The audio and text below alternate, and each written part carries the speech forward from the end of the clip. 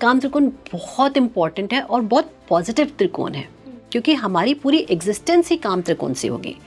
काम ना होगी तो हम अर्थ अर्जित करेंगे। जब हम ट्रैकिंग करने जाते हैं, मान लो वैष्णो देवी चल रहे तो किसी से पूछो भैया कितनी दूर है, बस आ गया, कोई ये नहीं कहता बहुत दूर है, ताकि आप अपनी हिम्मत ना खोएं।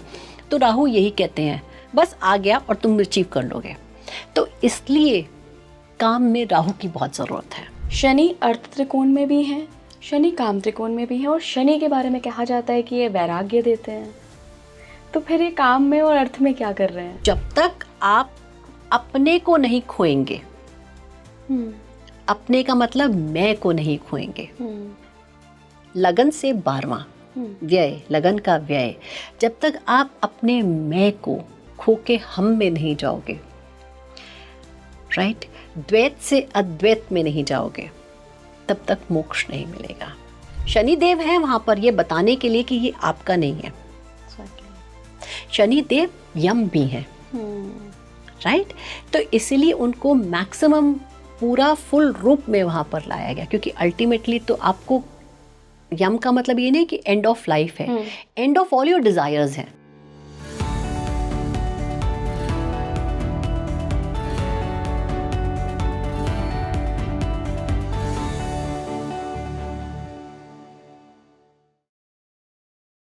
नमस्कार भारत, आप देख रहे हैं स्पीकिंग श्री। मैं हूं आपके साथ हिला गोस्वामी। पिछले पॉडकास्ट में हमने बात की थी, अगर आपको याद हो, धर्म और अर्थ, 2 त्रिकोण पे कुंडली के। आज के पॉडकास्ट में हम बाकी बचे त्रिकोण पर बात करेंगे, जो कि हैं काम और मोक्ष। जी हाँ, आप सभी का फेवरेट त्रिकोण मोक्ष। मोक्ष के बारे में अक्सर जो हम बातें सुनते हैं, उनको जब हम त्रिकोण के नज़रिए से देखेंगे तो क्या है, जो हमारा काम त्रिकोण है ये क्या है, इसमें कौन सी राशियाँ आती हैं। मैं आपको बता दूं 3, 7, 11 ये काम त्रिकोण का हिस्सा है, 4, 8, 12 ये आपके मोक्ष त्रिकोण का हिस्सा है। कौन से ऐसे लोग हैं जिसमें मोक्ष त्रिकोण एक्टिवेट हो जाता है? क्या ये दशाओं की वजह से होता है या ये गोचर की वजह से होता है? तो अगर आप भी लाइफ में कहीं फील कर रहे हैं कि मैं वैराग्य की तरफ जा रहा हूँ, मुझे मटेरियलिस्टिक चीज़ें अब उतनी पसंद नहीं आ रही हैं, तो हो सकता है कहीं ना कहीं किसी दशा या अंतरदशा या गोचर के रूप में आपका मोक्ष त्रिकोण एक्टिवेट हुआ हो। तो बिना देरी करे चलिए शुरू करते हैं इस पॉडकास्ट को। मैं बहुत बहुत स्वागत करना चाहूँगी रेनाउंड एस्ट्रोलॉजर निधि मलिक मैम का। मैम, बहुत स्वागत है आपका एक बार फिर से स्पीकिंग श्री पर। थैंक यू सो मच इला जी, थैंक यू। मुझे बहुत अच्छा लगता है यहाँ आके, एंड स्पेशली आपसे बातें करके। बिल्कुल मैम, क्योंकि आप तो एस्ट्रोलॉजर बनी गई हैं। अरे नहीं मैम, मैं बिल्कुल कहीं नज़दीक भी नहीं हूँ, बस आप लोगों से जो सुनती हूँ मुझे क्वेश्चन पता है क्या करना है, बस ये मेरा काम है। क्वेश्चन उसी को पता होता है जिसको आंसर पर नॉलेज हो। बिना नॉलेज के क्वेश्चन में नकल के लिए अकल चाहिए। बड़प्पन है आपका।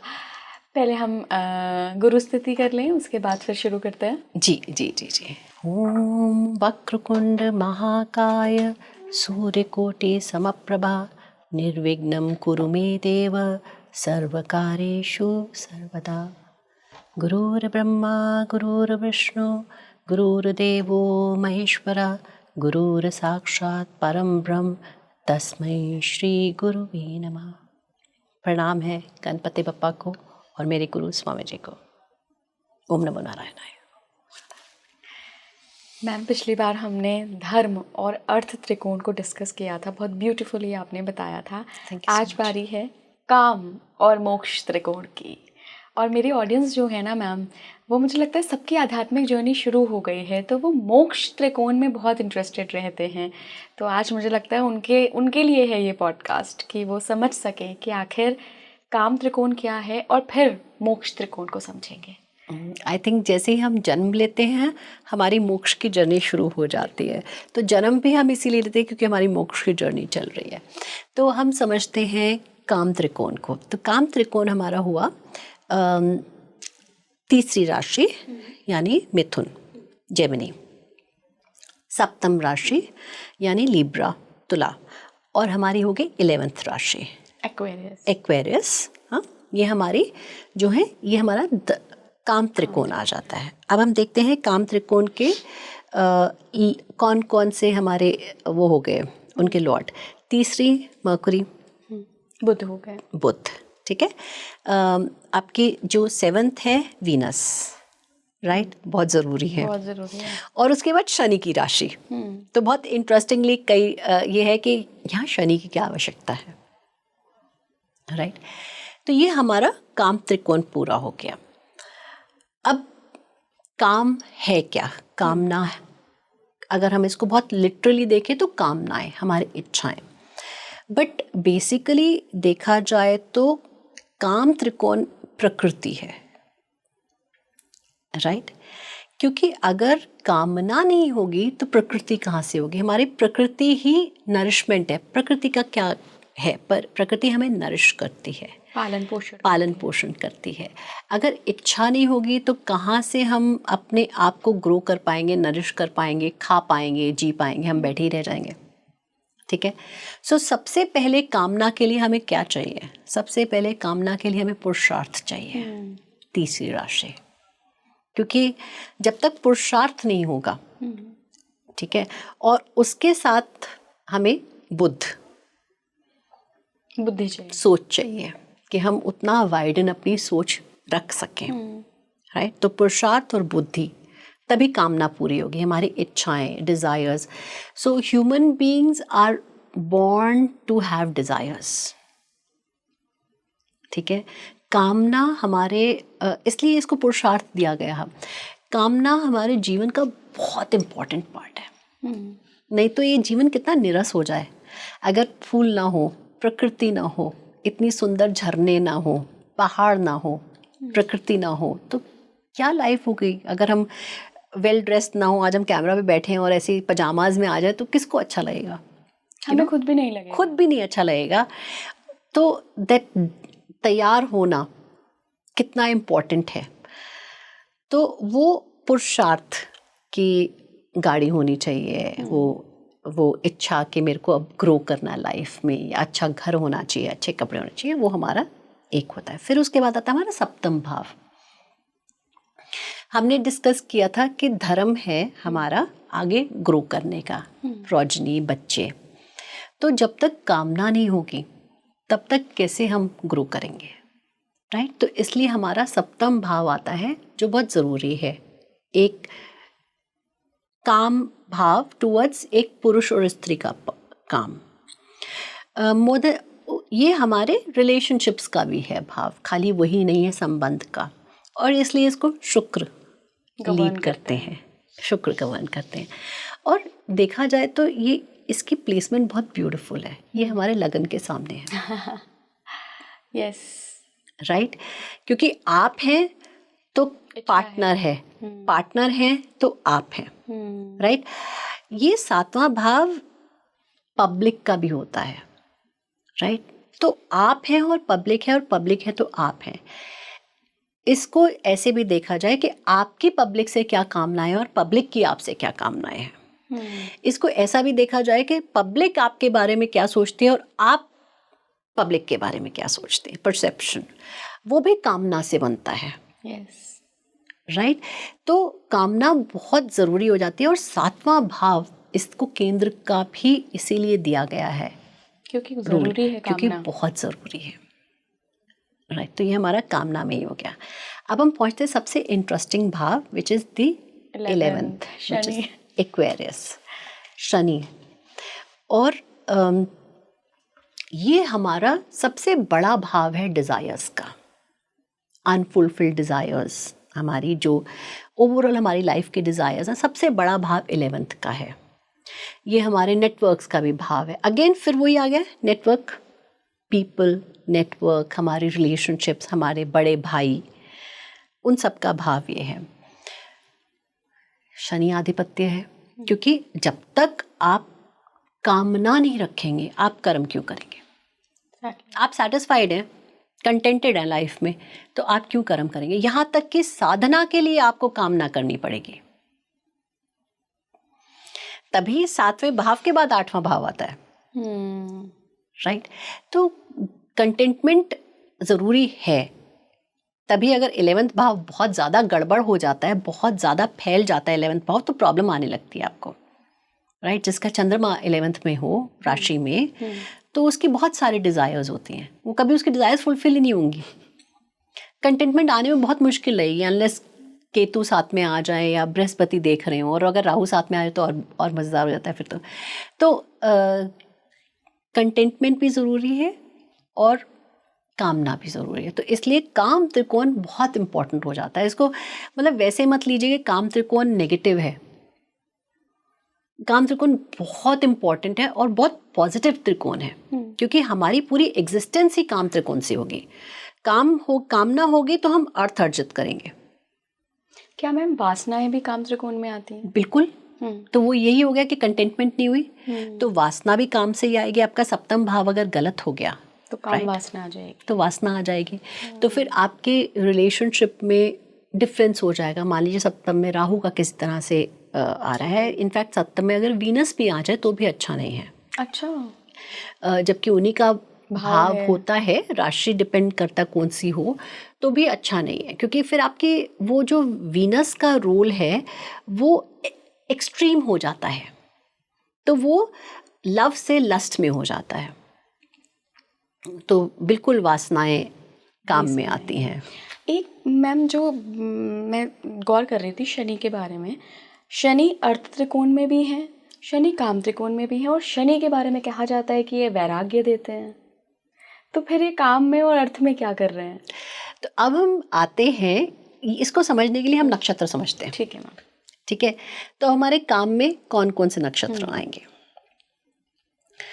हमने देखा था कि अर्थ में हमारे आ रहे हैं चंद्रमा, ओके, सूर्य और मंगल। अब इसमें हमारे आएंगे मंगल, ठीक है, राहु और इंटरेस्टिंगली बृहस्पति। ग्रेट। ठीक है, इन त्रिकोणों में हमारे ये 3 के नक्षत्र आएंगे। तो शनि, आपने कहा कि शनि आधिपत्य की बात करते हैं, नक्षत्र से हम आधिपत्य की बात करते हैं कि शनि हमारे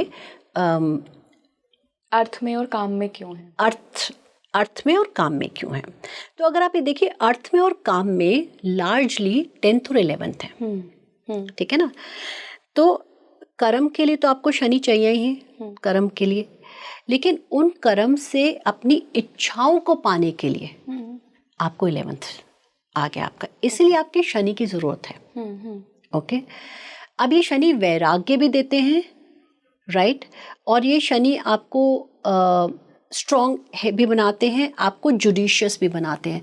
तो शनि वहां पर बैठ के आपको ये कह रहे हैं कि do everything in the right manner and उस मात्रा में करिए जो जरूरत है। बहुत ज्यादा मत फैलाइए कि वो वासना बन जाए। तो शनि को आधिपत्य इसलिए दिया गया उसका कि वो आपको जुडिशियस रखें, राइट मेहनत करवाएं। आलस्य है तो रिजल्ट नहीं अच्छा मिलेगा। इनफैक्ट अगर 10th और 11th का रिलेशनशिप बन जाए तो बहुत अच्छा है, आप अपनी मेहनत से ज़्यादा कमाते हैं और आप अपनी मेहनत से अपनी इच्छाएं बहुत जल्दी से पूरी कर सकते हैं। तो क्यों, शनि तो इच्छाएं होनी नहीं चाहिए, बट जब क्योंकि शनि को कर्म का रोल दिया गया और जस्टिस का रोल दिया गया, तो आपको ये राइट वे में करना है। धर्म को कहीं तो लाना पड़ेगा, राइट, नहीं तो हम कैसे करेंगे, फिर तो वो बिल्कुल ही फैल जाएगा। तो कहीं तो धर्म को लाना पड़ेगा, तो इसलिए उनकी लॉर्डशिप है। नक्षत्रों पे आते हैं, मंगल, राहु और बृहस्पति। मंगल, राहु और बृहस्पति। मंगल चाहिए पुरुषार्थ, राइट, सबसे पहला हमारा तीसरा हो गया, मंगल पुरुषार्थ के लिए चाहिए। राहु चाहिए, क्यों, क्योंकि हम इच्छाएं, एक्सपेंसिव इच्छाएं, ठीक है, और कलयुग, हम कलयुग में हैं। जो हमारी डिज़ायर्स ऑफ लग्जरीज वगैरह हैं वो राहु से ही आएंगी। दूसरा, इल्यूजन भी बहुत ज़रूरी है, क्योंकि अगर हम हर चीज़ को ये सोच के चलें कि वो अचीव नहीं होगा, ठीक है, तो हम मेहनत नहीं करेंगे। लेकिन राहु कभी कभी वो इल्यूजन देता है, और वो इल्यूजन ज़रूरी है कि अरे यार तू कर लेगा, थोड़ा सा, ये तो पहाड़ है, चढ़ लो। जब हम ट्रैकिंग करने जाते हैं, मान लो वैष्णो देवी चल रहे, तो किसी से पूछो भैया कितनी दूर है, बस आ गया, कोई ये नहीं कहता बहुत दूर है, ताकि आप अपनी हिम्मत ना खोएं। तो राहु यही कहते हैं, बस आ गया और तुम अचीव कर लोगे। तो इसलिए काम में राहु की बहुत ज़रूरत है। और उसके बाद आया हमारा बृहस्पति, धर्म विजडम देना, वो नॉलेज देना बहुत ज़रूरी है कि आपको इसको कंट्रोल करके करना है। पुरुषार्थ भी चाहिए आपको, वो थॉट प्रोसेस एक्सपेंसिव चाहिए, क्रिएटिविटी चाहिए जो राहु से आती है, वो सब आपको चाहिए, लेकिन उसको कंट्रोल करने के लिए एक गुरु चाहिए। yes. तो वो उन बृहस्पति की, और देखिए काम में ही आए हैं वो, क्योंकि कामनाएं में आप भटक सकते हो, इसलिए वो बृहस्पति आए हैं वहाँ पर। तो इसलिए, और गुरु भी आ गए, आप ये देखिए, तो गुरु अगर काम में आपका साथ दे रहे हैं तो काम धर्म भी है। बृहस्पति कितने अमेजिंग प्लैनेट है ना, जहाँ जाते हैं वहाँ शांति और एकदम सब कुछ सही कर देते हैं। सही कर देते हैं, बहुत अच्छे हैं। लेकिन अगर बृहस्पति आपको घमंड भी बहुत देते हैं। ओह, बहुत बहुत ज़्यादा घमंड देते हैं आपको, बहुत ज़्यादा फैलाव भी देते हैं, क्योंकि बृहस्पति एक्सपेंशन के कारक हैं, तो बहुत ज़्यादा फैलाव भी देते हैं बृहस्पति। ज़्यादा विद्या सर पे चढ़ जाती कभी कभी। Okay okay. मैम, मोक्ष त्रिकोण पे चलते हैं अब। मोक्ष त्रिकोण का हिस्सा कौन कौन सी राशियाँ हैं? मोक्ष त्रिकोण का हिस्सा है हमारी कैंसर, चौथी राशि, 8वीं राशि हमारी वृश्चिक, स्कॉर्पियो, और 12वीं राशि मीन। राइट। तो समझते हैं कौन मोक्ष दिलाएगा। तो अगर हम देखें चौथी राशि चंद्रमा की राशि चंद्रमा की है, मन से आपको मोक्ष मिलेगा। भाव माँ का है। ठीक है, माँ ने आपको जन्म दिया, तो मोक्ष, जैसे मैंने कहा था, जैसे ही आप जन्म लेते हैं आपकी मोक्ष की जर्नी शुरू हो गई।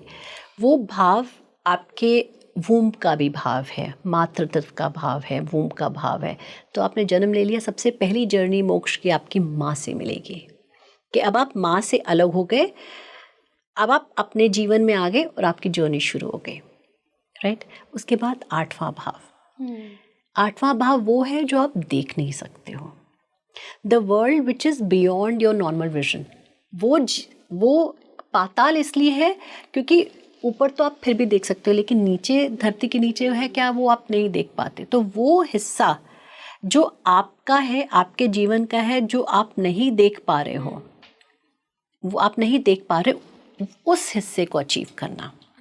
तो वो जब अचीव कर लोगे तब मोक्ष होगा। राइट। और आखिरी 12वां, which is the kind of, आपकी कुंडली का अंत भाव है, व्यय भाव है, ओके, लॉसेस का भाव है। तो जब तक आप अपने को नहीं खोएंगे, अपने का मतलब मैं को नहीं खोएंगे, लगन से 12वां व्यय, लगन का व्यय, जब तक आप अपने मैं को खो के हम में नहीं जाओगे, राइट, द्वैत से अद्वैत में नहीं जाओगे, तब तक मोक्ष नहीं मिलेगा। तो ये आपका 12वां भाव हो गया। तो ये हमारी राशियां हो गई। ओके, आधिपत्य चंद्रमा, मंगल और बृहस्पति, तीनों हमें जरूरत है। राइट। नक्षत्रों पे आते हैं। तो हमने कहा कि हमारे राहु जी, मंगल जी और बृहस्पति काम में थे, काम में आ गए। अब इधर आ गए हमारे बृहस्पति फिर से। ओके, ठीक है, बृहस्पति, शनि और बुध आ गए ना। शनि वैराग्य, आगे शनि वैराग्य में है ना। अब यहाँ पर शनि के 4 पदा हैं, तो फुल फॉर्म में शनि है, फॉर्म में है। बृहस्पति के कम पदा हैं, शनि के ज्यादा पदा हैं, और बुध के मैक्सिमम पदा हैं। और इंटरेस्टिंगली बुध 12वीं राशि में नीच के भी होते हैं। राइट। यानी आपने अपनी उस ग्रहण की हुई बुद्धि को, अपने उसको लूज करना है, उसको जाने देना। You have to unlearn what you have learned. क्योंकि हम बहुत सारे धारणाएं ले लेते हैं ना, सीख के, कि ये तो ऐसा ही होना चाहिए, ये जो मैं कह रही हूँ वो सही है, ये ऐसा ही होता है। तो जब तक आप उसको अनलर्न नहीं करेंगे, तब तक आप उसको कैसे एक्सेप्ट करेंगे कि ये अलग ही चीज़ है, उसको कैसे उस नॉलेज को गेन करेंगे। क्योंकि एक वो ब्लैक बोर्ड को जब तक क्लीन नहीं करेंगे, वाइट बोर्ड को, तब तक आप उस पर कैसे लिखेंगे। तो तब इसीलिए वहाँ पर बुध नीच के होते हैं। और शनि इसलिए क्योंकि जब तक आप उस भाव ऑफ डिटैचमेंट में, वैराग्य के जो कुछ है मैंने यहीं छोड़ के जाना है, उस भाव में नहीं आएंगे तब तक आप कर नहीं पाएंगे। और बृहस्पति क्यों? क्योंकि वो ज्ञान चाहिए आपको, और आपको हमेशा गुरु चाहिए मोक्ष के लिए, उसके बिना नहीं होगा। तो एक गुरु आपको कामनाओं से कंट्रोल कर रहे हैं वहाँ पे, इसलिए उन्होंने आपके साथ शुरुआत कर ली कि मेरे को आपको मोक्ष की तरफ लेके जाना है, एक जर्नी है। तो मैं अगर तुम्हारा यहाँ पर हाथ पकड़ लूँगा कामनाओं को कंट्रोल करने के लिए, तो मैं तुम्हें उस जर्नी में जल्दी ले पाऊँगा। इसीलिए कहा जाता है कि अगर आपको जीवन में साधनाओं में किस चीज़ में आगे बढ़ना, तो गुरु की ज़रूरत इसलिए है। तो ये पुरुषार्थ हमें डिफाइन करते हैं कि एक गुरु की ज़रूरत किस लिए है, और दूसरा मोक्ष क्या है। अब मोक्ष को थोड़ा सा समझते हैं। मोक्ष ये नहीं है कि आपने सब कुछ छोड़ दिया, बिल्कुल नहीं। मोक्ष ये है कि आप सब में होते हुए भी उसको अपने से चिपकाए नहीं हुए हैं। राइट। मोक्ष ये है कि आप सब में होते हुए उसको ओन नहीं कर रहे कि ये मेरा है। राइट, ये मैं तो यहाँ पर, जब मोक्ष वो है कि आप यहाँ पर हैं, सारे कर्म कर रहे हैं आप, जो आपकी ड्यूटीज़ हैं, धर्म कर रहे हैं, अर्थ कर रहे हैं, काम कर रहे हैं, इसलिए आखिर में मोक्ष आता है कि आप वो सारी ड्यूटीज़ कर रहे हैं लेकिन आप उन ड्यूटीज़ के साथ जुड़े नहीं हुए हैं। एग्जैक्टली। और ना आप उन ड्यूटीज़ में घमंड कर रहे हैं कि ये मैंने किया है, ये मेरा अर्जित है, क्योंकि एंड में आपको पता है ये सब चला जाएगा। शनिदेव है वहाँ पर ये बताने के लिए कि ये आपका नहीं है। एग्जैक्टली। शनिदेव यम भी है, राइट। तो इसीलिए उनको मैक्सिमम पूरा फुल रूप में वहाँ पर लाया गया, क्योंकि अल्टीमेटली तो आपको, यम का मतलब ये नहीं कि एंड ऑफ लाइफ है, end of all your desires है। तो ये है ब्यूटीफुली, खत्म होगी तभी आप मोक्ष की तरफ आगे। एब्सोल्युटली। डिजायर्स खत्म का भी नहीं है, end of every desires I will say कि डिजायर्स से आप ऊपर उठ जाएंगे। डिजायर्स में तो आप रहेंगे ही रहेंगे, वो आप छोड़ ही नहीं सकते हैं, बट आप उनसे ऊपर उठ जाएंगे। हो गया तो हो गया, नहीं हो गया तो नहीं हो गया। हो भी गया तो उसमें आप ना घमंड कर रहे हैं, ना खुश हो रहे हैं, ना दुखी हो रहे हैं, समभाव में रह रहे हैं। मोक्ष का बेसिकली मतलब है कि आप समभाव में रह रहे हैं, आप किसी चीज़ से परेशान नहीं हो रहे हैं और किसी चीज़ से बहुत खुश नहीं हो रहे हैं, ना लड़ रहे हैं, ना झगड़ रहे हैं, ना खुद से लड़ रहे हैं, क्योंकि लगन का 12वां है, तो आप खुद से भी नहीं लड़ रहे हैं, आप खुद को एज इट इज़ एक्सेप्ट कर रहे हैं, आप एनवायरनमेंट को एज इट इज़ एक्सेप्ट कर रहे हैं। ये होता है मोक्ष। कोई छोड़ के जाके कि आप हिमालयाज़ में चले जाओ तो मोक्ष हो गया, नहीं। मैम, कई लोग ऐसा कहते हैं कि जब मोक्ष त्रिकोण में कहीं केतु का संबंध आ जाता है या केतु खुद आ जाते हैं, तो ये कहीं ना कहीं कुछ दिखाता है कि या तो आप में संभावना है कि आप उस तरफ आगे बढ़ सकते हैं, या हो सकता है कि आप पिछले जन्मों से एफर्ट कर रहे हैं। मतलब केतु का संबंध लोग बताते हैं इसमें अच्छा होता है। बिल्कुल। मोक्ष में अगर शनि और केतु दोनों का कोई संबंध आ जाए तो और केतु अच्छे हों, आपको साथ में दशाएं भी मिल जाएं, बट जनरली आपकी प्रवृत्ति, केतु का क्या काम है? केतु का काम है आपके काटना, डिटैच करना। वो लोअर पार्ट है, उनके पास वो थॉट प्रोसेस नहीं है, वो उनको केवल जो है आगे जाना है। और आगे जाने का मतलब क्या है? टुवर्ड्स मतलब इस जीवन से आगे जाना है, राइट। डिटैचमेंट। तो जब केतु वहाँ आ गए तो नेचुरली आप डिटैच हो गए। जब आप डिटैच हो जाएंगे तो आपका ऑलरेडी आप मोक्ष में आ गए। Moksha is a state of bliss, moksha is a state of happiness. It is not that कि आपने सब छोड़ छाड़ दिया और हिमालय चले गए, बहुत मुश्किल है वहाँ रहना, but is a state of bliss. तो जब आप डिटैच हो ही गए, आपको फ़र्क ही नहीं पड़ता कि कोई आपके लिए क्या कह रहा है, या आप बड़ी गाड़ी में जा रहे हैं, छोटी गाड़ी में जा रहे हैं। आप बड़ी गाड़ी में जा रहे हैं तो भी खुश हैं, छोटी में जा रहे हैं तो भी खुश हैं, आप एक बहुत स्टेट ऑफ ब्लिस में, एवर हैप्पीनेस में आप। तो इसलिए यस, जो आप कह रहे हैं बिल्कुल सही है ये। और शनि भी वही है, कंटेंटमेंट, कि आप खुद में ही खुश हैं।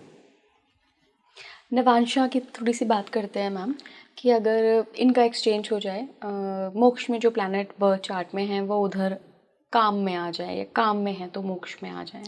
इसमें थोड़ा सा इंटरेस्टिंग फ्लिप आता है कि अगर मोक्ष के प्लैनेट काम में चले जाएं तो जनरली पर्सन परेशान रहता है। अच्छा। इसलिए अब depending on what planet it is, अगर मंगल है तो बात अलग हो जाती है, या बृहस्पति है तो बात अलग हो जाती है, बट जनरली फिर वो थोड़ा सा मोक्ष की तरफ ना काम की तरफ भागने लगेगा या अर्थ की तरफ भागने लगेगा, तो बहुत ज़्यादा डाइकोटमी हो जाएगी उसमें। लेकिन अगर यहाँ पर काम में और वहाँ मोक्ष में है तो वो person will work towards it in a longer way, कि वो मतलब बड़े अच्छे से अपनी चीज़ों को इजीली सक्सेसफुल कर पाएगा। मोक्ष और काम में थोड़ा सा कई बार परेशानी रहती है डिपेंडिंग ऑन द प्लैनेट। अगर चंद्रमा हो तो बहुत ज़्यादा परेशानी हो जाती है।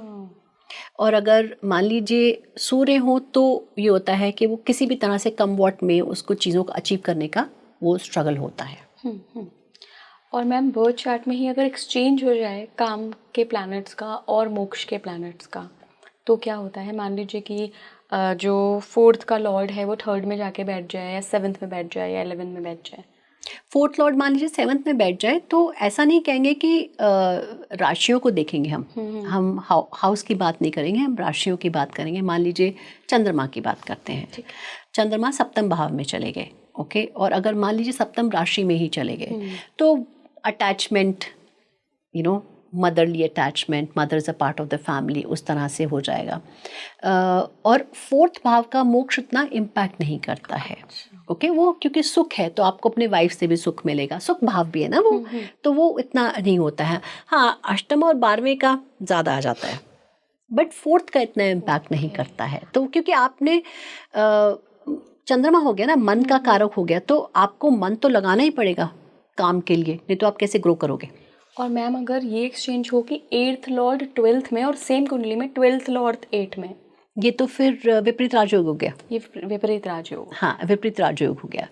तो ये टफ भी है और थोड़े समय बाद आपको सक्सेस भी मिल सकती है, बट जनरली थोड़ा टफ होता है ये।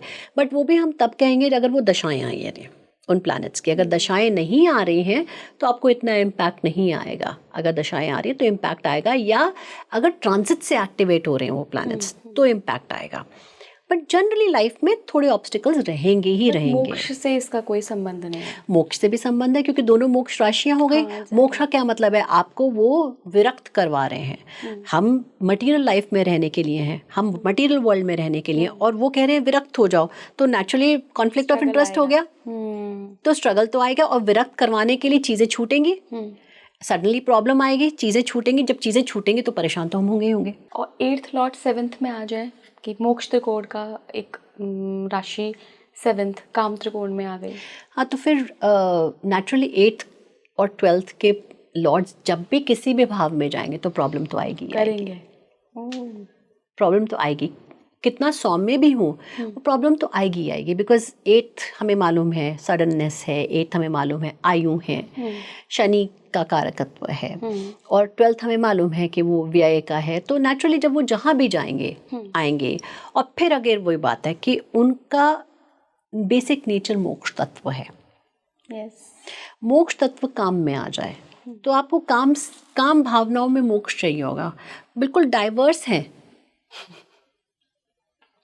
क्या ऐसे लोगों के रिलेशनशिप्स में भी प्रॉब्लम आती है? बिल्कुल आते हैं। ऑब्वियसली जब 8th लॉर्ड 7th में आएंगे तो रिलेशनशिप में इम्पैक्ट होगा, क्योंकि 8th क्या कहता है? 8th कहता है आपको दाम्पत्य जीवन या आपको वर्ल्ड से विरक्ति करनी है। मोक्ष, मैं मोक्ष से जा रही हूँ अभी, मैं उसकी बात नहीं कर रही कि 8th का क्या कारकत्व है और वहाँ पे कौन सी राशि, मैं केवल मोक्ष से जा रही हूँ। तो मोक्ष आपको काम से मोक्ष करने के लिए कह रहा है। और 12th भी मान लीजिए उधर चला गया तो 12th क्या है हमारा? 12th बेड प्रेशर्स, हमारे व्यय है, तो वो उस तरह से तो आपका लस्ट और वो सब बढ़ जाएगा, उस तरह से आपकी एक्सपेक्टेशन ज़्यादा हो जाएंगे। बट वो फिर भी आपको टुवर्ड्स आपको अपने रिलेशन में हमेशा एक अनहैप्पीनेस रहेगी। आपको अपने रिलेशन में हमेशा लगेगा मुझे वो प्यार, वो मुझे मिल नहीं रहा जो मुझे चाहिए। एक एडिशनल एक्सपेक्टेशन रहेगी आपको अपने रिलेशनशिप में। अब वो एक्सपेक्टेशन किसी डिपेंडिंग ऑन व्हाट प्लैनेट, कहीं विरक्ति की हो सकती है और कहीं एक्सट्रीमिटी की हो सकती है। मैम मैंने कई लोग ऐसे देखे हैं जो संन्यास की तरफ बढ़ते हैं, और बहुत सारे बच्चे ऐसे हैं जो 20-22 साल की उम्र में ही संन्यास के, और आज की जनरेशन में it's not normal, it's very rare, क्योंकि हमारे पास जो एक्सटर्नल फैक्टर्स होते हैं, बचपन से जिन लोगों के बीच हम पले बड़े होते हैं, तो ऐसी कौन सी उनकी विल पावर होती है कि उस समाज का, उस एक्सटर्नल फैक्टर्स का भी उन पे असर नहीं पड़ता है और वो सन्यासी बन जाते हैं। ना उनको शादी करने का कभी मन करता है, ना उनको ऑपोजिट सेक्स के प्रति कोई अट्रैक्शन फील होता है। क्या ये मोक्ष त्रिकोण से कोई संबंध है? डेफिनेटली। देखिए, अगर संन्यास की बात आएगी तो अष्टम से भाव तो बहुत ज़रूरी है। ओके। ओके, और 12वां भाव भी ज़रूरी, क्योंकि व्यय है, लॉस है। तो अष्टमा भाव मोक्ष का भाव हो गया। इन दोनों से एसोसिएशन बहुत ज़रूरी है, और चौथे भाव से भी आपको एसोसिएशन ज़रूरी है, क्योंकि आप वो वर्ल्डली सुख त्याग रहे हो गया मोक्ष त्रिकोण पूरा, डेफिनेटली। साथ साथ आपको ऐसा नहीं है कि खाली मोक्ष त्रिकोण से ही हो जाएगा, आपको पुरुषार्थ त्रिकोण भी चाहिए। पुरुषार्थ त्रिकोण भी चाहिए। पुरुषार्थ तो करोगे, पुरुषार्थ करोगे तो मंगल चाहिए आपको, ठीक है ना। आपका सेकंड भाव से कोई एलियनेशन होना चाहिए कि आपके कुटुंब को छोड़ रहे हो। Yes, right. तो ये नहीं, मतलब जिनका भी ऐसा है उनका सप्तम अच्छा नहीं होगा नेचुरली, कि आपका मैरिज करने का मन नहीं कर रहा। आपके चौथे में ऐसा होगा कि आप अपनी फैमिली से सुख से दूर जा रहे हो। सेकंड में ऐसा होगा कि आप अपनी फैमिली से दूर जा रहे हो। अष्टम में ऐसा होगा कि आप अब त्यागना चाहते हो। और 12वां अल्टीमेटली व्यय। तो ये सारे भावों का लिंक आएगा, बट यस, मोक्ष सबसे ज़्यादा रोल प्ले करेगा। मोक्ष मैक्सिमम रोल इसलिए प्ले करेगा क्योंकि जब आपने त्यागना है तो 12th अल्टीमेट है, राइट। और जब भी दीक्षा दी जाती है संन्यास की, तो सिर्फ मदर से परमिशन ली जाती है। तभी शंकराचार्य ने अपनी मदर से परमिशन लेके वो गए थे। एब्सोल्युटली। तो जो गुरु होते हैं जो आपको दीक्षा दे रहे हैं संन्यास की, वो आपकी मदर से परमिशन जरूर लेंगे। Okay okay. तो 4th भाव सबसे इम्पोर्टेंट हो जाता है उस केस में, कि अगर माँ मना कर दे तो नहीं ले सकते। नहीं ले सकते आप। अगर माँ कहे नहीं मैं अपने बच्चे को नहीं छोड़ सकती तो नहीं ले सकते, और अगर माँ कहे कि मैंने आपके सपोर्ट करा तो ले सकते। ग्रेट मैम, कितने अच्छे से आपने दोनों त्रिकोण को समझाया। और मोक्ष त्रिकोण मुझे लगता है मेरा सबसे फेवरेट त्रिकोण है। भले ही हम काम में और पुरुषार्थ में और धर्म में लगे हों, लेकिन जब भी सुनती हूँ मैं, और हमारे दर्शक भी जब भी मोक्ष त्रिकोण के बारे में सुनते हैं या मोक्ष से जुड़ी हुई कोई भी बातें सुनते हैं, तो कहीं ना कहीं वो उनको दिल के किसी कोने में, कहते हैं ना, कि जगह बनाता है वो कंटेंट। तो डिपेंड करता होगा चंद्रमा किस त्रिकोण में है। तो आपका चंद्रमा मोक्ष त्रिकोण से कोई रिलेशनशिप बना रहा होगा तो जिसका भी चंद्रमा जिस त्रिकोण में है उससे ज़्यादा कनेक्शन आएगा। ये आपने टिप दे दी है। हाँ, ये बिल्कुल सब चेक कर सकते हैं कि उनका चंद्रमा किस त्रिकोण में है, किस राशि से ज़्यादा एसोसिएटेड है। इनफैक्ट इसमें हम और डीपर जाएंगे तो हम फिर पदों में आ जाते हैं, 1 2 3 4। फर्स्ट पदा जो है धर्म का है, तो वो और डीपर साइंस है। तो नक्षत्रों के पदों में देखते हैं, किसी के नक्षत्र ज़्यादा 3rd पद में होते हैं तो उसकी लाइफ में काम भावनाएं ज़्यादा हैं, तो वो भी हम देखते हैं। सो वो ऑल डिपेंड करता है कि हमारा चंद्रमा किससे एसोसिएटेड है। इला जी, इसमें मैं एक चीज़ और ऐड करना चाहूँगी कि हम सबको एक बहुत बड़ा क्वेश्चन होता है, what is my purpose of life. इन त्रिकोणों को देखकर हम इनके रिलेशनशिप और पदों को देखकर हम एक इंसान का पर्पस ऑफ लाइफ भी डिफाइन कर सकते हैं। थोड़े गहन अध्ययन करना पड़ता है, लेकिन हमको उसका पर्पस ऑफ लाइफ बहुत क्लियरली पता लग जाता है। कभी इस पर भी चर्चा करेंगे मैम। ज़रूर। बहुत बहुत धन्यवाद ma'am. Thank you so much. ओम नमो नारायण में चारों त्रिकोण को समझे, चारों पुरुषार्थों को समझा है। एंड आई होप कि आपको बहुत अच्छे से अब समझ आया होगा कि आप क्या करने आए हैं इस धरती पर, और आप जो बर्थ चार्ट लेकर आए हैं वो किस तरीके से इंडिकेट करता है कि कहाँ किस क्षेत्र में आप आगे बढ़ सकते हैं। मैं यहाँ सिर्फ कार्य क्षेत्र की बात नहीं कर रही हूँ, आपकी डे टू डे रूटीन की, आपकी मानसिकता की, आपके थिंकिंग की, आपके धर्म की बात कर रही हूँ। आपका चंद्रमा कहाँ है मुझे कमेंट बॉक्स में बताइएगा। क्या वो मोक्ष त्रिकोण में है? आप जुड़े रहिए स्पीकिंग ट्री के साथ। नमस्कार।